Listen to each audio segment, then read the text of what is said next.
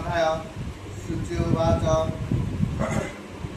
घोरो बने रात्र काले जानती मुनि जने अंतरिक्षवाणी ताकु सुविला गगने मधुबन कांदी कालंदी दक्षिण तट रहे विश्व आसन तप साधक रही अंतरिक्ष वचन शुणिला ते चिते तक्षण नमिला ते मुनिर पद घटे तुते तुते होई जे बालक अरिक्षित सेवन चलिला दूर चित्ते दूर पथ मन मन संग मेले जे जमुना तट जाई अंतरिक्ष वाणी चित्ते गगन को चाहे मधु नामे गज अधिष्ठित पूर्व थिला से कारण मधुबन नाम से पाइला विष्णु समधाम से बोलोई जुगे जुगे तार पुत्र लवण से थिला वन भागे शत्रुघ्न रूप ताकु मारी चक्रधर ग्राम बसाइले नाम मथुरा नगर सर्व पाप हर जमुना चले तही तार तीरे बसी निश्चय ध्रुव जाई मुनिकर उपदेश सुमरे निश्चय जमुना तीरे से कदम तरु तले निश्चल आसने बसी प्रत्याहार कला हरि अनुग्रह मन निश्चय रहिला अशेष देव ईश्वर विष्णुता हृदय प्रकाश होइला पूर्वे भाग्य उदय सर्वभूत देहे बसे आकाश प्राय सर्वगते सर्वभावे सर्व जीवमय द्वादश अक्षर मंत्र हृदय सुमरी विष्णु चरण चित्ते अति दृढ़ धरी मन विचार ये आसन कार्य नहीं ऊर्धमुखे ऊर्ध बहु तप साधवही हेमंत विचारी से आसन उतुरिला दक्षिण चरण से मेदिनी पृष्ठे देला समस्त धरित्री कंपे ध्रुव पाद भरे वनगिरी जल आदि सहित जा शरीरे बाम पादे ऊर्ध नमिला धरणी पुणी ध्रुवे द्वितीय चरण स्थापे आनी बाम पादे अंगुष्ठी अगरे भार देई बाम जानू उपरे दक्षिण पाद थोई पाद अंगुष्ठी रे ध्रुव निश्चल रहिले ध्रुव चरण भावे अवनी कंपिले पर्वत आदि देवन जल सहिते अपरी धरणी रंभा वृक्ष जन्ने बाते दश दिश कंपिला कंपले दिगपाल विचारिले ध्रुवर तपस्या भंग फले तेबे निज अधिकारे रहिबा के सकले जदापि एथर तप रहिब निश्चय चतुर्दश लोक जही हार रे कंपिले ध्रुव तप भग्न जीवा की उपाय कले मुहागर तप करे सुनीतिर बाले देवकर मनुष्य कंपिला अंतराणे जमादि देवगण परम अकुल इंद्र संगते वश्री भाविले सकल हेमंत विचारी देवे रहिले चकिते ध्रुव निश्चल तप विष्णु पाद गते परम ब्रह्म अनामय वासुदेव रते आगम निगम पथ यथा तंत्र मंत्रे वासुदेव प्राय से जगत देखाई उन्नील लोचन ध्रुव परा भाव सही सर्वघाटे सर्वभावे देखे हरि रूप सर्वदिगे अनपवन सर्वघट वनगिरी कांद जेते पशु दुखे वरुण भुवने जल जंतु जे समस्त असगज सहिते राजनपुर जेते विष्णु स्वरूपे रूप देखाई समस्ते पाताळान्ते रूप गगन अनंत एक रूप भेद के करिब अंत जीवक देहरे नित्य देव्य बसती तार निज देहरे देवंकर बसती विश्वव्यापी दातार गोचर अर्थे देहु एणुव्यापी अच्छिद्र महिमा केहू कहो ଏହି ଅର୍ଥ ମନ ଦ୍ୱାରା ବିଷ୍ଣୁ ଉଚ୍ଚାରନ୍ତି। ସର୍ବରୂପ ରହିଛନ୍ତି କେହି ନ ଜାଣନ୍ତି। ସର୍ବଜନ୍ତୁ ବୁଦ୍ଧଗତ ରବି ପ୍ରାୟ ଦିଶେ। ଇନ୍ଦ୍ରିୟ ଈଶ୍ୱର ଯେ ଶ୍ରୀକେଶ ଘୋଷେ। ଯାହାର ଯେ ଭକ୍ତ ଜନ ପ୍ରବଳେ ସେ ପ୍ରଳୟ ଭଜନ ପ୍ରଳୟ ସେ ନ ମିଶେ। ଏଣୁ ଏ ଅଚ୍ୟୁତ ନାମ ସର୍ବଦେବ ଘୋଷେ। ଚରାଚର ବିଶ୍ୱଭାବ ହୋଇ ସେ ବିନାଶେ। ଏଣୁ ବିଶ୍ୱଭାବ ନାମ ସର୍ବ ଉପଦେଶେ। ଧ୍ରୁବଲୋଚନ ବିଷ୍ଣୁ ପାଦ ଲିନ ଗଲା। ଗଣଦୁର୍ଗ ବିଷ୍ଣୁ ସର୍ବଦା ଆଶ୍ର କଲେ। ବଚନ କହିଲେ ବିଷ୍ଣୁ ଚରିତ ବନିଲେ। ବିଷ୍ଣୁପାଦ ଗନ୍ଧ ନାସାରନ୍ଧ ଜାଣେ। ହସ୍ତବେଣୀ ସେ ଭାବ ଯେ ହୋଇଲେ ଅର୍ପିତେ। ପାଦବେଣୀ ଗୋବିନ୍ଦକୁ ଭୁବନ ଉପଗତ। କର୍ମେନ୍ଦ୍ରିୟ ରମିଲା ପରମ ବ୍ରହ୍ମ ରସ। ଶୀତଘମ ନ ଲାଗି ବିଷ୍ଣୁ ଉପଦେଶେ। ଶବ୍ଦ ସ୍ପର୍ଶ ରସ ରୂପ ଗନ୍ଧ ଆଦି ଯେତେ। ବିଷ୍ଣୁର ଚରଣ ଲିଙ୍ଗ ହୋଇଲେ ସମସ୍ତ। ବାକ୍ୟପାଣି ପାଦ ଲିଙ୍ଗ ମୂଳଧାର ଆଦି। ନିଶ୍ଚଳେ ରହିଲେ ଧ୍ରୁବ ଯୋଗେ ସନ୍ନିଧି।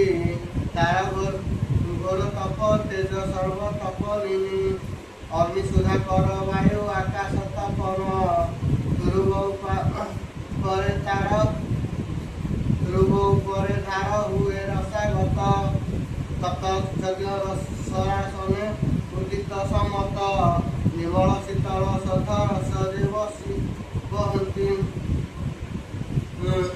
ସୁଗପ୍ତି ସମୀର ବହେ ସପ୍ତ ସନ୍ଧ ଦ୍ୱାରେ ଯେତେ। ଯେ ରୂପ ଗୁଣ ଯେତେ ସୁନ୍ଦର ତ୍ରୈଲୋକେ। ସର୍ବଲୀନ ହୋଇଲେ ସୁନ୍ନତି ପୁତ୍ର ପାଖେ। ସମୀର ବହେ ଯେ ଦୁରୁବ ଦେହ ଲାଗେ। ସେ ବାୟୁ ସ୍ପର୍ଶେ ସର୍ବଦିଗ ଶୁଚି ଭାଗି। ଅଶେଷ ଶବଦ ଜ୍ଞାନେ ଗଗନ ନିଶଳେ। ଆଶ୍ରୟ କରି ରହିଲେ ଧ୍ରୁବ କର୍ଣ୍ଣ ମୂଳେ। ଧ୍ରୁବ ତପ ଦେଖି ଯେ ପବନ ବିଚାରରେ। ମୋର ଲୋକ ତପ ବଳେ ସଂହାରିବ ଏହି। ଏହାର ତପସ୍ୟା ବେଳେ ନୁହେଁ କ୍ଷମା ନୁହେଁ। ଏଣୁକରି ଧ୍ରୁବ ଅଙ୍ଗେ ଶୀତ ଉଷ୍ମର ବହେ। ଅପସରଣ ଗଣେ ଚାହିଁ ପାରିବୁ ସମାଜେ। ଏହିପରି ଭାବନା ଯେ ସେ କର ୟାର ଧା। କାମ କ୍ରୋଧ ଅଛି ଯେ ଆରମ୍ଭି ସଙ୍ଗୀତେ। କେହି ନ ପାରିବେ ବସିଏ ବାଳକ ଚିତେ। ହେମନ୍ତ ସମସ୍ତ ଦେବ ଇନ୍ଦ୍ର ମୁଖ ଚାହେଁ। କହନ୍ତି ସମ୍ଭମ ଚିତ୍ତେ ଶିର କର ଦେଇ। ବିଭୂତି କରିବା ଏବେ ଶୁଣ ଦେବ ରାୟ। ଧ୍ରୁବର ତପସ୍ୟା ଭଗ୍ନ କି ଅଛି ଉପାୟ। ମୁହୂର୍ତ୍ତେ ରହିଲେ ଇନ୍ଦ୍ର ଦେବ ବାକ୍ୟ ଶୁଣି। ତପଭଗ୍ନ ନିମ୍ନ ଉପାୟ ମନେ ଗୁଣି। ବୋଲାଇ ସ୍ୱଭାବେ ବାଳକ ଦେହେ ଧରେ। ଭୟଙ୍କର ଭୂତ ଗଣ ଦେଖି ଅବା ଡରେ। ଭୟଙ୍କର ରୂପ ଦେଖି ବାଳକ ଡରନ୍ତି। ଅନେକ ଚିତ୍ତ ପ୍ରକାଶ ଏହାର ନାହିଁ ଭ୍ରାନ୍ତି। ଅସୁରୀ ମାୟାରେ ଯେବେ ଭଗ୍ନ କରିପାର। ନିଶ୍ଚଳ ବୁଞ୍ଜିବ ତୁମ୍ଭେ ଜେନା ଅଧିକାର। ଅନ୍ୟଥ ଉପାୟ ନାହିଁ ସେ ତପର ଭଗ୍ନ। ଧ୍ରୁବର ତପସ୍ୟା ଦେବେ ଭଗ୍ନ ପ୍ରୟୋଜନେ। ଇନ୍ଦ୍ରିୟ ସଙ୍ଗତେ ଦେବ ଏମତେ ବିଚାରେ। ଭୂତଗଣ ଧାଇଁଲେ ଯେ ଭୀଷଣ ରୂପ ଧରି। ଉଲୁକ ଆକାର ଉଷ୍ଟ ଖର ରୂପ ଧରି। ଲମ୍ବଗିବ ଶିରବଦ୍ଧବେ ବଦନ ବିସ୍ତାରୀ। ଭୁଜଦଣ୍ଡା ଘାତେ ତରୁ ଭଗ୍ନ ସେ କରନ୍ତି। ଅତି ବେଗବନ୍ତେ ଧ୍ରୁବ ନିକଟେ ମିଳନ୍ତି। ବୃଷଭ ଆକାରରେ ଗୁରୁ ପରିଧାରୀ। ଦବେ ଧାମନ୍ତି ରୂପ ଧରି। ସରୁ ରୂପ ଧରି ଭାରନ୍ତି ବଳେ। ବେନି କଳେ ବେନି ଜିହ୍ବା ବିଜୁଳି ଚଞ୍ଚଳେ। उद्गारन्ति विषकण जल सृष्टि प्राय रूप ध्रुवे समीपे मिलिले तो काए कहिच आकारे गिरि सुंदराज धरे पारंती कुपवरे लांगुडर उभारी भूतगण भावंती विस्तारी महाकाए बेनिपादे विषय खजूर वृक्ष प्राय मुख विस्तारती दिवा लक्ष्मी बेग गण लास आगे बहई चाष पवन उलुक आकारे पुणी कुकुनाद करे ध्रुव कंपई ध्रुवे निकटे मिल हृदय कंपने ध्रुव निकटे मिली क्षणी दक्षिणी मिलिले जाई ओंकार नाद करे रोदन करे शुभेनी पाद धरी गुरु निकटे अति कुपोषे मिलई मूलाल प्रयत शिशु मुंड डुबाइला अधार विस्तारी से रुधिर पान करे ध्रुववर्तन चाही बोलई मायाधारी सुललित प्राय तोर शुणरे कुमर सतोष रुदन कान करी तो सोहर मूला प्रयत अस्थि करी आहार दंडे देवा रही पारु मोर मोहर आकर हेमंत कहते पुणी गृहित मिलिले ध्रुव चारिआटे सुख काष्ठ रुंड कले दबाग्नि लगाई जे बंचिले कर पाते मुष्टि पाय अग्नि कणा पड़े ध्रुव प्राते मंडप अपूर्ण कारे वृक्ष उड़ी पारंते ध्रुव समीपे रही सर्वदेव गजंते गगन क्षपन्ते तरु लता कोटि कोटि कोटे कोटे अन्यन तृण घेनीन धावन्ति तप्ति तराती शत शत श्रृंगल शबद शुभे शून्य ध्रुव पाशे मिलती से कुपित वदने पुणी एक राक्षसी सुनीता रूप धरे ध्रुव समीपे बसई मातृ माया करी महापुत्र बोली बेनी कर हृदय तारी केशवास असंभार पुण्य पुण्य पड़ी बहु माया विनिमिति चातुवाक्य कहे जननी बड़ा मध्य केहू पाता सहे अत्यंत करुण कृष्ण स्नेह से रोदने पुणी स्थिर करी चाहे ध्रुव वदन तुही एक पुत्र मो संगे कही नाहे केवल तोहर ध्यान प्राण मोर खई तुही मोर रक्षक तोर कहूँ आन नाही तोर वन गगने आज्ञा मोर देही तोर बिनु मरण निकट मोर मिले काल सप प्राय मते नित्य नित्य जाए तोर उद्देश्य मुनि अन्य ग्रामे पुरे खोजी न पाइली बड़ा अनेक प्रकारे बनगिरी पाटना अनेक पुत्र खोजे प्राण रक्षा कराई दत्त पात्र भुंजी जेमु दिनु मोर पुर रोइलु आहार नित्य शब्द उछुले कंठे हाहाकार जेते दिन तोहर बिन थिली मुहि सपत्तीर्ण बाणी मुहि सत न पाई दावमुखी वन पूजने बाहर ग्रीष्म काले सपत्ति वचनानय दहे अति बले निदा उजागर मुहि न जाने किछि शयन भोजन माने नकरई किछि तपर जोगिनी जोग प्राय करी ध्यान स्वप्न ही देखे देखे तोहर वदन मोहि प्रतिक्षण रेखे तोर मुख्य ध्यान मोर सर्ववेनी आखे अनेक प्राय मातृवचन ही शुणी साथी समाधि संजोगे ध्रुवे मने गुणी विचार जननी हे नुह मोहर सर्वथा जन असुर माया घोर हेमंत ଚାରି ମନେ ନିଶ୍ଚଳ ରହିଲା। ଲକ୍ଷେ ଗୋବିନ୍ଦ ବୋଲି ଶରଣେ ପଶିଲା। ହେମନ୍ତ ସୁରୀ ମାୟା ଇନ୍ଦ୍ରର ବଚନେ। ଯେତେ ମାୟା ପ୍ରକାଶିଲା ଧ୍ରୁବ ସନ୍ନିଧାନେ। ଧ୍ରୁବ ତପୋବନ କେହି ସମର୍ଥ ରହିଲେ। ବିଷ୍ଣୁ ଚକ୍ର ତେଜ ଧ୍ରୁବ ନିକଟେ ଦେଖିଲେ। ସକଳେ ଭାଜିଲେ ତେଜ ଦେଖି ଧ୍ରୁବ ଦେହେ। ନିଶାନ୍ଧକାରେ ଯେନେ ତପନ ଉଦୟ। ସର୍ବଭୂତ ବଳ ଧ୍ରୁବ ଚରଣେ ନମିଳେ। ପ୍ରଥମ ଲକ୍ଷେ ନିଜ ମନ୍ଦିରେ ମିଳିଲେ। ଇନ୍ଦ୍ର ଆଦି ଦିଗପାଳ ଭୂତ ବଳ ଭନେ। ପୁଣି ବିଚାରନ୍ତି ବସି ବିଘ୍ନ ଅନୁମାନେ। ବିଚାରଣ ପାରି ଦୁଃଖ ମନ ଦେବ ଗଣ। ଶରଣ ପଶିଲା ଦାରି ବ୍ରହ୍ମାଙ୍କ ଚରଣ। ପିତାମହ ଚରଣ ନମିଳେ ଦେବଗଣ। ଦେଖି ବ୍ରହ୍ମ ପଚାରିଲେ ଆଗମ କାରଣ। ଡାକାର ବଚନ ଶୁଣି ଶିର କର ଯୋଡ଼ି। ଦେବଗଣ କହନ୍ତେ ଚରଣ ତଳେ ପଡ଼ି। ଉତ୍ତାନ ପାଦରେ ପୁତ୍ର ଧ୍ରୁବ ତେଜ ତପ ତେଜେ। ଧରଣୀ କମ୍ପିଲା ଗିରି ସମୁଦ୍ର ସମାଜେ। ଆମ୍ଭେ ରହି ନ ପାରିଲୁ ଗଗନ ମଣ୍ଡଳେ। ତାର ତପ କମ୍ପି ସକଳ ଦିଗ ପାଳେ। ତଲକ୍ଷ ସକଳେ କେହି ନ ପାରିଲୁ ରହି। ନା ଜାଣୁ କାହାର ପାଦ ମନେ ସେ ଛଇ।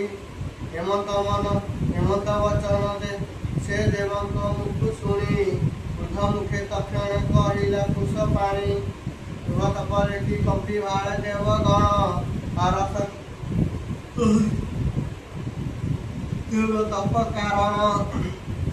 ବ୍ରହ୍ମବାଚ କହନ୍ତି ଚତୁରାନନା ଶୁଣ ଦେବଗଣ। ଯେଦି ମତେ ଧ୍ରୁବ ତପ କରା ଘୋର ବନ। ଘୋର ତପ ବଳ ତାକୁ ବିଷ୍ଣୁ ବର ଦେବେ। ତଲେକ ଉପରେ ଧ୍ରୁବ ପୁରା ବସାଇବେ। ତୁମ ଅଧିକାର ପ୍ରୟୋଜନ ନାହିଁ ତାହାର। ନିଶ୍ଚତେ ଗଗନ କର ଦେବ ନିଜ ପୁର। ବିଷ୍ଣୁ ଭକ୍ତି ପାଣି ବିଷ୍ଣୁ ପ୍ରାୟ ଦେଖି ସର୍ବେ। କେବେ ହେ ତପରେ ବଳେ ନ କର ସେ ଗର୍ବେ। କେବେ ହେ ପରକୁ ପୀଡ଼ା ନ କରଇ ଚିତେ। ନିରନ୍ତରେ ରହେ ସର୍ବଜନଙ୍କର ହିତେ। ବିଷ୍ଣୁ ଆଦେଶେ ଧ୍ରୁବ ଆସନେ ବସିବ। ତୁମ ଦିଗପାଳ ପାଦ ନିଶ୍ଚଳେ ସ୍ଥାପିବ। ହେମନ୍ତେ ବ୍ରହ୍ମ ବାକ୍ୟ ଶୁଣି ସାବଧାନେ। ନିଜ ପୁର ଦେବ ଏ ଗଲେ ଦୋଷ ମନେ। ସୁଖ କହେ ଶୁଣ ପରୀକ୍ଷିତ ରୂପମଣି। ଧ୍ରୁବ ତପତାରେ ଦୟା କଲେ ଚକ୍ର ପାରି। ଗରୁଡ଼ ଆସନେ ବସି ଚତୁର୍ଭୁଜ ରୂପେ। କାଳନ୍ଦୀ ତଟେ ମିଳିଲେ ଧ୍ରୁବର ସମୀପେ। ଅମୃତ ବର ସେକିବା ମଧୁବନ ବନେ। ଧ୍ରୁବକୁ ଅନାଇ ହରି ପ୍ରସନ୍ନ ବଦନେ। ତପ ତେଜ ଶାନ୍ତି କର ଅମୃତ ବଚନେ। ତପ ଶାନ୍ତି କଲା ଧ୍ରୁବ ବିଷ୍ଣୁ ଦର୍ଶନେ। ଶିବ ଭଗବାନ ଉବାଚ ବରମାଗ ପ୍ରସନ୍ନ ହୋଇଲୁ ମୁଁ ତୋତେ। ତପ ଗଣେ ଷଷ୍ଠ ତୁ ହୋଇଲୁ ସର୍ବମତେ। ବାଳକ ବୟସ ତୋର ଅତି ସୁକୁମାର। କାହିଁ ଘୋର ତପ ବନେ ସାଧନା କଠୋର। ହେମନ୍ତ ବଚନ ବିଷ୍ଣୁ ତହୁ ଶୁଣି ଧ୍ରୁବେ। କଠୋର ସମାଧି ଛାଡ଼ି କହେ ମନ୍ଦୁ ଭାବ। ଅମୃତ ସମାନେ ବିଷ୍ଣୁ ବଚନ ଶୁଣି। କୁଣ୍ଡିଳ ଲୋଚନେ ଉଧ ମୁଖ ଅନାଇଲା। ଇନ୍ଦ୍ର ନୀଳମଣି ପ୍ରାୟ ଗଗନେ ପ୍ରକାଶେ। ନୀଳ ସମୂହ କି ଦିଶେ ଦଶ ଦିଶେ। ଗଗନ ମଣ୍ଡଳେ ସରବେ ପ୍ରାୟ ହୋଇ। ରଖିଲେ ଜଗତ ମୋହି। ପୁତ୍ର ଦୁଃଖ ଦେଖି ଯେନେ ପିତା ଦୟା କରେ। ଗୁରୁଭକ୍ତି ଧଇଲେ କୋଳେ ତୋଳି ବେନି କରେ। ଧୂଳିରେ ଧୂସର ତନୁ ଝାଡ଼ି ସ୍ନେହ ଭରେ। ବାମ ଭୁଜେ ଆଲିଙ୍ଗନ ପୁଲକ ଶରୀରେ। କୃଷ୍ଣର କର ଲାଗି ଧ୍ରୁବ ତପ ଦୁଃଖେ ଗଲା। ଗୋଟିଏ ବ୍ରହ୍ମ ବୁଦ୍ଧି ହୃଦେ ପ୍ରକାଶିଲା। ସେ ହରି ଚରଣ ଯୁଗ ହୃଦେ କରି ଧ୍ୟାନ। ବିପ୍ର ଜଗନ୍ନାଥ କହେ ଶୁଣ ହେ ସୁଜନ। ଇତି ଶ୍ରୀମଦ୍ ଭାଗବତେ ମହାପୁରାଣେ ପରମହଂସ ସଂହିତାୟ ବୈଶିକ ଚତୁଷ୍କନ୍ଧ ବିଷ୍ଣୁ ପ୍ରସାଦ